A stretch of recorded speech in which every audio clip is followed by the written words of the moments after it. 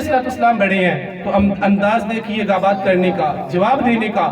جب ان سے پوچھا گیا کہ انت اکبر ام النبی، آپ بڑے ہیں یا نبی کریم علیہ السلام نے بڑے ہیں، تو حضرت عباس رضی اللہ تعالیٰ عنہ آپ نے سوال پوچھنے والے کو یہ حکم دیا اور ارشاد فرمایا یہ شان رسالت ہے، ذرا ہوش سے بول۔ فرمانے لگے ہوا اکبر انا ولدت قبلہ، فرمانے لگے اے سننے والے، پوچھنے والے، تو نے جو سوال کیا ہے اس کے اندر دو شکے ہیں کہ حضور بڑے ہیں یا آپ بڑے ہیں۔ انت اکبر ام النبی، حضور اکبر ہے یا آپ اکبر ہے؟ اے پوچھنے والے سن لے، اکبر حضور ہی ہیں لیکن میں اس دنیا میں ان سے پہلے آیا ہوں۔ اکبر حضور ہی ہیں، بڑے حضور ہی ہیں لیکن میں اس دنیا میں ان سے پہلے آیا ہوں۔ احباب ذوالفقار حقیقتاً وہ بڑے تھے، یعنی اگر کوئی شخص کسی دوسرے بندے سے عمر میں بڑا ہو، زیادہ ہو، اس کی عمر زیادہ ہو تو وہ یہی کہتا ہے نا کہ میں اس سے بڑا ہوں، لیکن انہوں نے یہ نہیں کہا کہ میں حضور سے بڑا ہوں۔ فرمانے لگے ہوا اکبر وانا ولدت قبلہ، بڑے حضور ہی ہیں لیکن میں اس دنیا میں حضور سے پہلے آیا ہوں۔ اور احباب ذوالفقار یہی حضرت عباس رضی اللہ تعالیٰ عنہ آپ کے صاحبزادے حضرت عبداللہ ابن عباس رضی اللہ تعالیٰ عنہ جو قرآن کریم کے سب سے پہلے مفسر ہیں، جنہوں نے سب سے پہلے قرآن کریم کی تفسیر لکھی، ان سے پوچھا گیا کہ آپ کو یہ مقام کیسے ملا؟ تو انہوں نے ایک ہی بات کی، عزت اسی کی ہوگی جو حضور کی عزت کی بات کرے۔ فرمانے لگے کہ مجھے مقام یوں ہی نہیں ملا، حضور کی عزت کرنے سے ملا ہے۔ پوچھا گیا وہ کیسے؟ تو حضرت عبداللہ ابن عباس رضی اللہ تعالیٰ نے بتایا کہ میں چھوٹا تھا اور میری خالہ حضرت میمونہ رضی اللہ تعالیٰ عنہا ام المومنین نبی کریم علیہ السلام کی جو زوجہ ہیں، فرماتے ہیں میرے خالہ نبی کریم علیہ السلام کے نکاح میں تھی۔ آپ لوگ جانتے ہیں کہ چھوٹے بچے اپنی خالوں کے پاس رہنے کے لیے جاتے ہیں، تو حضرت عبداللہ ابن عباس فرماتے ہیں کہ میں اپنی خالہ کے پاس گیا، رات کا وقت تھا، نبی کریم علیہ السلام نفل پڑھ رہے تھے، تو میرا بھی دل چاہا کہ میں بھی حضور کے پیچھے کھڑا ہو کر نفل پڑھ لوں۔ فرماتی ہیں میں نے وضو کیا، حضور کے تھوڑا سا پیچھے کھڑے ہو کر میں نے بھی نماز پڑھنا شروع کر دی۔ دوران نماز نبی کریم علیہ السلام نے میرا ہاتھ پکڑا، مجھے اپنے برابر کھڑا کر لیا۔ کہتے ہیں میں پیچھے ہو گیا، پھر حضور نے ہاتھ پکڑا، برابر کھڑا کر لیا، پھر میں پیچھے ہو گیا، پھر ہاتھ پکڑا، برابر کھڑا کر لیا، پھر پیچھے ہو گیا۔ جب نماز مکمل ہوئی نبی کریم علیہ السلام نے فرمایا اے عبداللہ ابن عباس، جب میں تجھے اپنے پاس کھڑا کر رہا تھا تو پھر تو پیچھے کیوں ہوا؟ احباب ذوالفقار تو جناب عبداللہ ابن عباس رضی اللہ تعالیٰ انہوں نے جواب دیا، وہ دل کی تختی پر لکھنے کے قابل ہے۔ عرض کرنے لگے یا رسول اللہ صلی اللہ علیہ وسلم یہ کیسے ہو سکتا ہے کہ ہو آپ کا امتی، آپ کو نبی بھی کہے، آپ کا کلمہ بھی پڑھے، خود کو آپ کا امتی بھی کہے اور پھر آپ کی برابری بھی کرتا پھرے، خود کو آپ کا امتی بھی کہے، آپ کو نبی بھی مانے اور پھر آپ کی برابری بھی کرتا پھرے۔ احباب ذوالفقار یہ بات ان لوگوں کے لیے مشعل راہ ہے جو کہتے ہیں کہ ہم صحابہ کے پیروکار ہیں اور پھر صحابہ کے پیروکاری کا دعویٰ کرنے کے بعد نبی کریم علیہ السلام کی برابری کرتے ہیں۔ جناب عبداللہ ابن عباس رضی اللہ تعالیٰ عنہ نے فرمایا کہ جو حضور کا امتی ہے وہ حضور کی برابری نہیں کر سکتا اور جو حضور کی برابری کرے گا وہ حضور کا امتی نہیں ہو سکتا۔ حضرت عبداللہ ابن عباس فرماتے ہیں جب نبی کریم علیہ السلام نے میرا یہ انداز تعظیمانہ دیکھا تو نبی کریم علیہ السلام نے دعا کے لیے ہاتھ اٹھائے، عرض کی اللہم زدہ فی علمہ وعملہ، اے اللہ اس کے علم میں عمل میں اضافہ اور برکتیں عطا فرما۔ تو حضرت عبداللہ ابن عباس فرماتے ہیں یہ جو میں نے سب سے پہلے قرآن کریم کی تفسیر لکھنے کا شرف حاصل کیا یہ دعائے نبی کا وسیلہ، سبحان اللہ، یہ دعائے نبی تھی۔ تو احباب ذوالفقار عزت اسی کی ہوگی جو حضور کی عزت کرے گا۔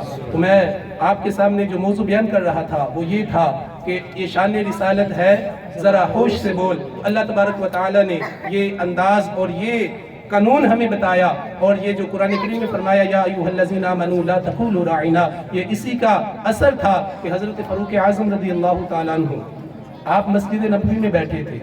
اس وقت کی بات ہے کہ جب نبی کریم علیہ السلام اس دنیا سے ظاہری طور پر پردہ فرما چکے تھے۔ جناب فاروق اعظم رضی اللہ تعالیٰ عنہ مسجد نبوی میں ہیں، دو لوگ دور دراز سے آئے بدو تھے اور وہ مسجد نبوی میں بیٹھ کر نبی کریم علیہ السلام کی قبر مبارک کے بالکل ہی تھوڑا ساتھ بیٹھ کر باتیں کر رہے تھے۔ ان دونوں کی آواز تھوڑی بلند ہوئی۔ جناب فاروق اعظم رضی اللہ تعالیٰ عنہ آپ نے جب بات سنی ان کی تو آپ نے تلوار منگوا لی اور ان سے پوچھنے لگے کہ تم کہاں سے آئے ہو؟ وہ کہنے لگے کہ ہم وہ فلاں دور دراز کے علاقے سے آئے ہیں۔ تو جناب فاروق اعظم رضی اللہ تعالیٰ عنہ فرمانے لگے تمہیں مبارک ہو کہ تم یہاں مدینے کے رہنے والے نہیں، اس لیے کہ اگر تم یہاں کے رہنے والے ہوتے تو میں نے تم دونوں کی گردنیں اتار دینی تھی، کہ تمہیں پتہ نہیں ہے کہ نبی کریم علیہ السلام آرام فرما رہے ہیں اور تم اونچی آواز میں باتیں کر رہے ہو۔ یہ شان رسالت ہے، ذرا ہوش سے بول۔ باب وقار، یہاں سے دو باتیں پتہ چلی۔ ایک تو نبی کریم علیہ السلام کا ادب جس طرح آپ کی ظاہری حیات میں لازم و ملزوم تھا، اسی طرح آپ کے ظاہری پردہ فرمانے کے بعد بھی ایسے ہی لازم ہے۔ اور دوسری بات یہ کہ جناب فاروق اعظم رضی اللہ تعالیٰ عنہ کا عقیدہ تھا، جو ان کا عقیدہ تھا، آج وہی عقیدہ اہل سنت کا ہے، وہ یہ کہ فاروق اعظم رضی اللہ تعالیٰ عنہ کا یہ عقیدہ تھا کہ اگرچہ نبی کریم علیہ السلام اس دنیا سے چلے گئے ہیں لیکن وہ اپنی قبر مبارک میں زندہ ہے، سب کچھ دیکھ رہے ہیں۔ اگر ان کا یہ عقیدہ ہوتا کہ حضور مر کے مٹی ہو گئے تو پھر وہ ان دو شخصوں کے ساتھ کبھی بھی سختی والا معاملہ نہ فرماتے۔ تو باب وقار، یہ شان رسالت ہے، ذرا ہوش سے بول۔ اسی طرح بخاری شریف کی حدیث پاک، نبی کریم علیہ السلام جب خطبہ حجۃ الوداع فرما رہے تھے تو آپ نے صحابہ سے پوچھا اتدرون ای یوم ھذا، کیا تم جانتے ہو کہ یہ کون سا دن ہے؟ اب صحابہ کو پتا تھا لیکن انہوں نے عرض کی اللہ ورسولہ اعلم، اللہ اور اس کا رسول ہی بہتر جانتے ہیں۔ سبحان اللہ۔ پھر نبی کریم علیہ السلام نے ارشاد فرمایا اتدرون ای شہر ھذا، کہ تم جانتے ہو کہ یہ کون سا مہینہ ہے؟ انہیں پتا تھا۔ پھر عرض کی اللہ ورسولہ اعلم، اللہ اور اس کا رسول ہی بہتر جانتے ہیں۔ پھر نبی کریم علیہ السلام نے ارشاد فرمایا اتدرون ای بلد ھذا، کیا تم یہ جانتے ہو کہ یہ کون سا شہر ہے؟ پھر عرض کی اللہ ورسولہ اعلم، کہ اللہ اور اس کا رسول ہی بہتر جانتے ہیں۔ تو محدثین نے اس کی وضاحت کی، وہ فرماتے ہیں صحابہ جانتے تھے کہ کون سا دن ہے، جانتے تھے کہ کون سا مہینہ ہے، جانتے تھے کہ کون سا شہر ہے، اس کے باوجود انہوں نے کہا اللہ ورسولہ اعلم، کہ اللہ اور اس کا رسول ہی بہتر جانتے ہیں، تاکہ بعد میں آنے والا کوئی یہ نہ کہہ دے کہ جتنا صحابہ کا علم تھا اتنا ہی نبی کریم علیہ السلام کا علم تھا، بلکہ انہوں نے یہ بات لوگوں کو سمجھانے کے لیے کہا کہ اللہ ورسولہ اعلم، کہ یہ شان رسالت ہے، ذرا ہوش سے بول۔ سبحان اللہ۔ جب بھی نبی کریم علیہ السلام کی بارگاہ میں بات کرنی ہے تو بڑے سوچ سمجھ کر بات کرنی ہے، کبھی بھی کوئی ایسا جملہ نہیں کہنا کہ سننے والے کے ذہن میں یہ شبہ پیدا ہو کہ معاذ اللہ نبی کریم علیہ السلام بھی عام انسانوں کی طرح تھے۔ باب وقار، یہاں تک تو بات ہوئی کہ یہ شان رسالت ہے، ذرا ہوش سے بول۔ اللہ تبارک و تعالیٰ نے نبی کریم علیہ السلام کو جو مقام عطا فرمایا ہے اس کا تقاضا یہ ہے کہ یہ شان رسالت ہے، ذرا ہوش سے سوچ۔ یعنی پہلے تو اللہ تبارک و تعالیٰ نے زبانوں پر پابندی لگائی کہ ایسی بات نہیں کہنی، اگرچہ جس کے اندر ادب والا معنی ہو لیکن غیر ان سے گستاخی والا معنی نکال رہے ہوں تو ایسی بات کرنا چھوڑ دینا ہے، حرام ہے۔ فرمایا صرف یہی نہیں بلکہ نبی کریم علیہ السلام کے لیے نہ تو الفاظ کے ذریعے کوئی ایسا لفظ استعمال کرنا ہے اور نہ ہی اپنے ذہنوں میں کوئی ایسی بات سوچنی ہے جس کے اندر شبہ نکل رہا ہو گستاخی والا۔ بخاری شریف کی حدیث پاک، نبی کریم علیہ السلام اعتکاف میں بیٹھے تھے تو آپ سے ملنے کے لیے حضرت صفیہ ام المومنین رضی اللہ تعالی عنہ، مومنوں کی مائیں، نبی کریم علیہ السلام کی زوجہ، ملنے کے لیے آئی۔ حضرت صفیہ رضی اللہ تعالی عنہ کپڑے دینے کے لیے یا کسی بھی کام سے مسجد میں نبی کریم علیہ السلام سے ملنے کے لیے آئی، تو جب وہ جانے لگی نبی کریم علیہ السلام ان کو الوداع کہنے کے لیے باہر آئے، مسجد سے حد سے باہر نہیں، مسجد کے اندر ہی تھے، تو باہر دو انصاری صحابی گزر رہے تھے۔ جب وہ گزر رہے تھے انہوں نے نبی کریم علیہ السلام کو اور ساتھ حضرت صفیہ رضی اللہ تعالیٰ عنہ کو کھڑے دیکھا تو نبی کریم علیہ السلام وہ کھڑے نہیں ہوئے، وہ گزر رہے تھے، دیکھ کر گزر گئے، گزرنے لگے تو نبی کریم علیہ السلام نے فرمایا رک جاؤ، انما ھذہ صفیہ، یہ صفیہ ہے۔ تو صحابہ نے عرض کیا رسول اللہ صلی اللہ علیہ وسلم سبحان اللہ، سبحان اللہ، آپ یہ ایسا کیوں فرما رہے ہیں؟ ہم تو ایسا سوچ بھی نہیں سکتے معاذ اللہ کہ نبی کریم علیہ السلام کسی غیر عورت کے پاس کھڑے ہیں۔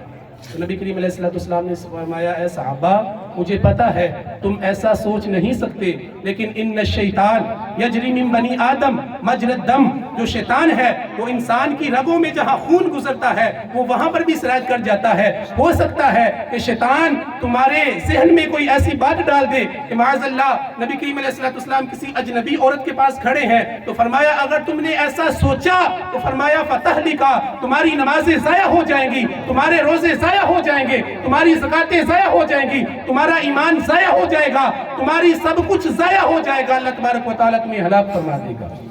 باب اس وقار اب کوئی یہ سمجھے کہ شاید صحابہ ایسا سوچ سکتے تھے، بالکل بھی نہیں، صحابہ نے نہیں سوچا۔ نبی کریم علیہ السلام چونکہ جانتے تھے کہ یہ صحابہ ہیں، یہ پل ہیں، ان پر سے گزر کر شریعت میری آخری امت تک پہنچنی ہے، تو نبی کریم علیہ السلام نے صحابہ کے توسط سے آنے والے ہر انسان کو بتا دیا کہ جب بھی نبی کریم علیہ السلام کے بارے میں کچھ سوچنا ہے تو پہلے اپنے ذہنوں کو وضو کروانا ہے، پہلے اپنے خیالوں کو طہارت کروانی ہے، پہلے اپنی سوچوں کو وہ طواف کروانا ہے، پہلے اپنے تصور کو احرام پہنوانا ہے، پھر در مصطفیٰ پر حاضر ہو کر کوئی بات سوچنی ہے۔ یہ مقام رسالت ہے، ذرا ہوش سے سوچ۔ احباب وقار آج کچھ لوگ چھوٹے چھوٹے الفاظ کو لے کر ان کی آڑ میں نبی کریم علیہ السلام کی گستاخی کرتے ہیں۔ جس طرح کے کچھ لوگ کہتے ہیں نبی کریم علیہ السلام کی حدیث پاک حضور فرماتے ہیں میں دن میں 100 سے زائد مرتبہ استغفار کرتا ہوں۔ اب کچھ لوگ اس حدیث کو لے کر، ان الفاظ کو لے کر معاذ اللہ نبی کریم علیہ السلام کی گستاخی کرتے ہیں، اور یہاں تک کہہ دیتے ہیں جی دیکھیں جی نبی کریم علیہ السلام سے گناہ ہو جاتا تھا، معاذ اللہ نقل کفر نباشت، جس کی وجہ سے نبی کریم علیہ السلام بعد میں استغفار کرتے تھے۔ باب البخاری اس کا کیا معنی کہ نبی کریم علیہ السلام استغفار کرتے تھے؟ جو علماء ہیں، جو علماء حق ہیں، جو محبت والے ہیں، وہ جب بھی نبی کریم علیہ السلام کی بات کرتے ہیں تو سننے والے کے ذہن میں نبی کریم علیہ السلام کی محبت اور بڑھ جاتی ہے اور زیادہ پیدا ہو جاتی ہے۔ لیکن جو منافق ہیں وہ ہمیشہ جب بھی حضور کی بات کرتے ہیں تو کمیاں نکالتے ہیں، ذکر روکے، فضل کاتے، نقص کا جو یار ہے، پھر کہے مرتد کہ ہوں امت رسول اللہ کی۔ اور کسی پنجابی شاعر نے کیا خوب کہا، محبوبہ اتے نکتہ چینی جرا کرنوں باز نہیں آؤندا، اصل منافق جانی ہے اسنو او جھوٹا عشق جتاؤندا، سانو دسیا عشق دے مفتی جرا مر اے فرماؤندا، آزم جتھے دل لگ جاوے اتھے عیب نظر نہیں آؤندا۔ باب وقار جہاں دل لگا ہو، جن سے محبت ہو، عیب ہو بھی نظر نہیں آتا، لیکن نبی کریم علیہ السلام کی ذات وہ عظیم ذات ہے کہ جن کے بارے میں حضرت حسان بن ثابت رضی اللہ تعالیٰ عنہ نے کہا تھا وَأَحْسَنُ مِنْكَ لَمْ تَرَ قَطُّ عَيْنِي، یا رسول اللہ آپ سے حسین کسی کو نہیں دیکھا، وَأَجْمَلُ مِنْكَ لَمْ تَلِدِ النِّسَاء، دیکھتا کیسے کسی ماں نے آپ سے زیادہ حسین جنا ہی نہیں، كَأَنَّكَ قَدْ خُلِقْتَ مَا تَشَاءُ، یا رسول اللہ آپ کو رب ذوالجلال نے ہر عیب سے پاک پیدا کیا، گویا کہ جیسے آپ کہتے رہے ویسے رب ذوالجلال آپ کو بناتا رہا۔ بتانے کا مقصد یہ کہ جہاں دل لگ جائے انہیں جانا، انہیں جانا، انہیں جانا، انہیں جانا، بس انہیں جانا، انہیں جانا۔ تاجدار ختم نبوت، تاجدار ختم نبوت، تاجدار ختم نبوت۔ ماشاءاللہ ماشاءاللہ۔ تو جو حق والے ہوتے ہیں، علماء حق ہیں، وہ جب بھی نبی کریم علیہ السلام کی بات کرتے ہیں تو وہ اس انداز میں بات کرتے ہیں کہ سامنے والے کے دل میں حضور کا ادب مقام اور بڑھتا ہے۔ تو یہ جو نبی کریم علیہ السلام نے فرمایا کہ میں دن میں 100 سے زائد مرتبہ استغفار کرتا ہوں، اس کو لے کر بدبختوں نے یہ کہہ دیا کہ نبی کریم علیہ السلام سے معاذ اللہ کوئی غلطی ہو جاتی تھی، کوئی گناہ ہو جاتا تھا، اس وجہ سے وہ استغفار کیا کرتے تھے۔ اب علماء حق نے کیا کہا؟ حضرت دادا گنج بخش علیہ رحمہ اپنی شہرہ آفاق کتاب کشف المحجوب کے اندر لکھتے ہیں توبہ برسے گناہ است۔ آپ فرماتے ہیں یہ جو نبی کریم علیہ السلام نے فرمایا نا میں دن میں 100 سے زائد مرتبہ استغفار کرتا ہوں، توبہ اور استغفار ایک ہی ہے، تو فرماتے ہیں توبہ برسے گناہ است۔ توبہ کی 3 قسمیں ہیں، یکے از خطا بثواب، پہلی قسم غلطی کے بعد درستگی کی طرف آنا، غلطی چھوڑ کر نیکی کرنا۔ فرماتے ہیں دوسری قسم از ثواب بثواب، کوئی اچھا کام کرنا اور اگر اس سے کوئی بہتر کام نظر آئے تو اچھا چھوڑ کر مزید بہتر اچھا زیادہ شروع کر لینا۔ اور تیسری قسم فرماتے ہیں از خودی خود بحق، فرماتے ہیں اپنی توجہ اپنے آپ سے ہٹا کر خدا کی بارگاہ میں لگانا۔ سبحان اللہ۔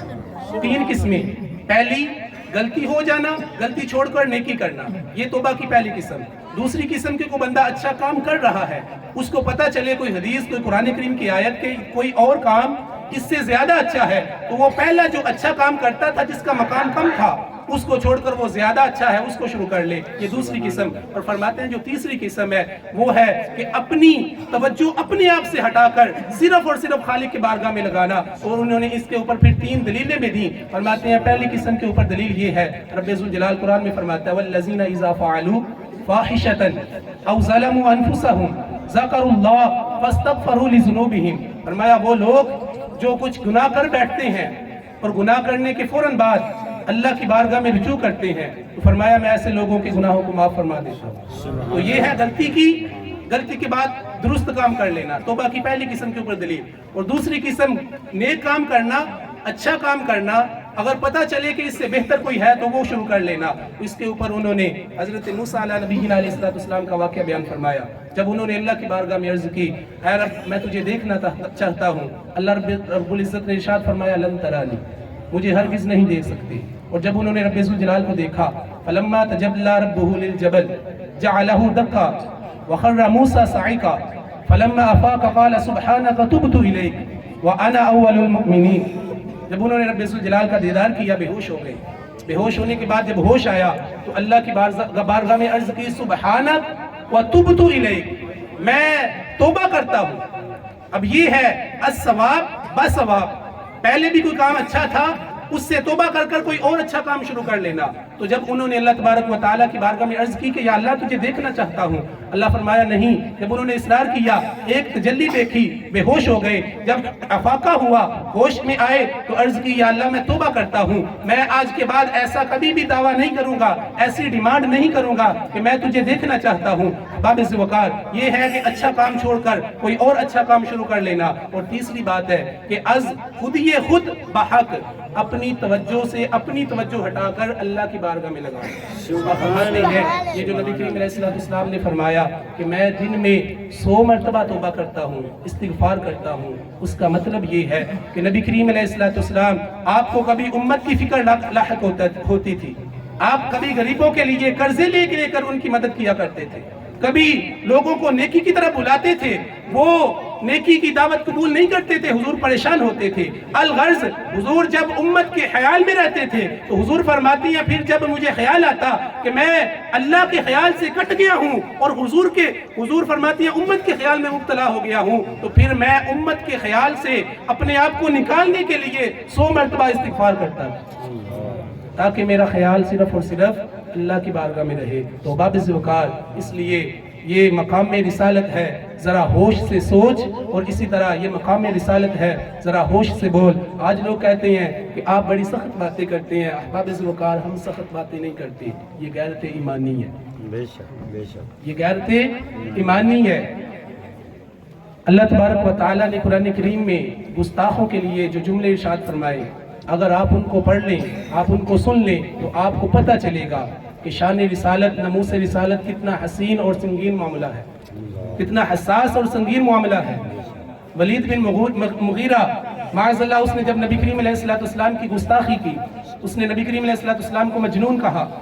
اللہ تبارک و تعالیٰ نے ارشاد فرمایا نون والقلم وما یسطرون ما انت بنعمت ربک بمجنون وان لک لاجرا غیر ممنون وانک لعلی خلق عظیم۔ فرمایا محبوب مجھے قلم کی قسم، جو کچھ قلم نے لکھا اس کی قسم، آپ اپنے رب کے فضل سے مجنون نہیں ہیں، آپ کے لیے بے حد و حساب اجر ہے، آپ کے کمالات، آپ کے اخلاق، آپ کے اوصاف بڑے ہی افضل و اعلیٰ ہیں۔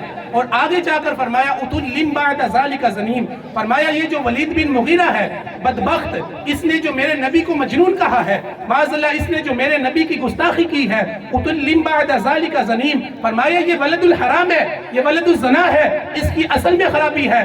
سنسمہ علی الخرطوم، فرمایا اس کی جو سور والی بوتھی ہے کل قیامت کے دن اس کو ہم داغدار کر دیں گے۔ اس کی شکل انسانوں والی تھی، لیکن فرمایا سنسمہ علی الخرطوم، اس کی جو سور والی بوتھی ہے اس کو ہم داغدار کر دیں گے، تاکہ قیامت والے دن جب اور لوگ اٹھیں تو ان کو پتہ چلے یہ ولید بن مغیرہ وہ بدبخت ہے جو دنیا میں رہ کر نبی کریم علیہ السلام کی گستاخی کیا کرتا تھا۔ تو ایمان سے بتائیں، یقین سے بتائیں، یہ نرم انداز ہے یا سخت انداز ہے؟ یقیناً سخت انداز ہے۔ تو نبی کریم علیہ السلام کی جب ذات کا معاملہ آ جائے، حضور کی ناموس کا معاملہ آ جائے تو پھر بات نرم نہیں ہوتی، سخت ہی ہوتی ہے۔ اور اللہ تبارک و تعالیٰ نے قرآن کریم میں ارشاد فرمایا وَلَا تَرْكَنُوا इला लज़ीना ज़लमू फतमस्सकुमुन्नार। ऐ लोगों, कभी भी जालिमों के पास ना बैठना। अगर तुम जालिमों के पास बैठोगे तो तुम जहन्नुम में जाओगे। और दूसरे मुकाम पर इरशाद फरमाया व इम्मा यनसगन्न शैतान फला तक़उद बअद ज़िक्रा मअल क़ौमिज़ ज़ालिमीन। फरमाया अगर कहीं भूल कर भी उनके पास बैठ जाओ तो जब याद आ जाए तो उसके बाद कभी भी ना बैठना। अब यहाँ पर जो रब्बुल जलाल ने फरमाया वला तरकनू इलल लज़ीना ज़लमू, जालिमों के पास नहीं बैठना। उनके लिए दिल में नरम जज्बात, अच्छे जज्बात, अच्छे एहसासात नहीं रखने। इन जालिमों से क्या मुराद है? तो बाबिज़ वक़ार सारे के सारे मुफस्सिरीन का इस बात पर इजमा है। वो फरमाते हैं जालिमों से मुराद जितने भी मुब्तदीईन हैं, जितने भी जालिम हैं, जितने भी काफिर हैं, जितने भी फासिक हैं, बिलखुसूस जितने भी गुस्ताखान हैं, वो सारे के सारे जालिम हैं। जितने भी नबी करीम अलैहिस्सलाम की ज़ात में हुजूर की शान में गुस्ताखियां करने वाले हैं या जो उनके पास बैठने वाले हैं, वो सारे के सारे गुस्ताख हैं। तो बाबिज़ वक़ार लोग कहते हैं जी हमारी नाक नहीं रहती, हमारी नाक नहीं रहती, हमारी बरादरी ख़त्म होती है। बाबिज़ वक़ार कहीं ऐसा ना हो कि दुनिया में बरादरियाँ बचाते बचाते, दुनिया में नाक बचाते बचाते हम आखिरत में जहन्नम की आग में जलते रहें। रब्बुल जलाल ने कुरान में इरशाद फरमाया कुछ लोग जब जहन्नुम में जाएंगे वो अर्ज करेंगे, वो नदामत के साथ वो ये जुमले कहेंगे, या लैतनी लम अत्तखिज़ फुलानन खलीला, या वैलता लैतनी लम अत्तखिज़ फुलानन खलीला। हाय हमारी खराबी, काश हमने दुनिया में फुला शख्स के साथ दोस्ती न लगाई होती, काश हमने फुला के साथ बैठकर चाय न पी होती। तो बाबिज़ वक़ार आज वक़्त है, उस वक़्त नदामत के साथ जब हम जहन्नुम की आग में चल रहे होंगे तो फिर हम ये सोचेंगे कि काश हम फुला गुस्ताख के साथ बैठकर चाय न पीते। आज वक़्त है, आज ऐसे लोगों के पास बैठें जिनके पास बैठने से आपके दिल में इश्क़ मुस्तफ़ा और बढ़े। आज ऐसे लोगों के पास बैठें जिनसे मोहब्बत रसूल, मोहब्बत सहाबा और मोहब्बत औलिया की खुशबुएँ आती हैं। अल्लाह की बारगाह में दुआ है हम सबको अमल की तौफीक अता फरमाए। वाखिर दावाना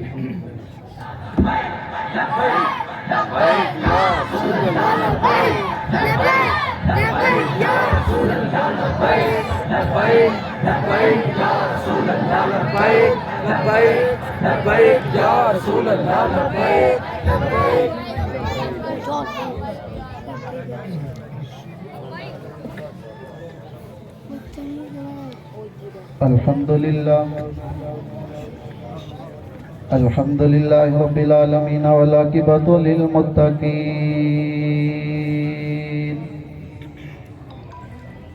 अस्सलातु वस्सलामु अला सय्यिदिल अंबिया'i वल मुरसलीन। अम्मा बअदु फ़अऊज़ु बिल्लाहि मिनश शैतानिर रजीम। बिस्मिल्लाहिर रहमानिर रहीम।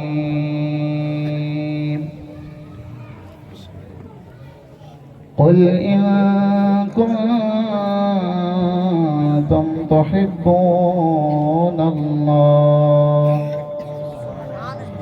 क़ाल अल्लाहु तबारक व तआला फ़ी शान हबीबिही मुख़बिरन व अमीरा। इन्नल्लाह व मलाइकतहु युसल्लूना अलन नबी या अय्युहल्लज़ीना आमनू सल्लु अलैहि व सल्लिमू तस्लीमा। मोहब्बत ना पढ़ लो सलात व सलाम अलैका या सय्यदी या रसूल अल्लाह व अला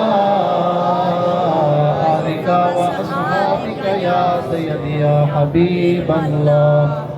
अस्सलातु वस्सलामु अलैका या शफीअल मुज़निबीन। अस्सलातु वस्सलामु अलैका या जद्दल हसन वल हुसैन। अस्सलातु वस्सलामु अलैका या मुहम्मदुर रसूलुल्लाह।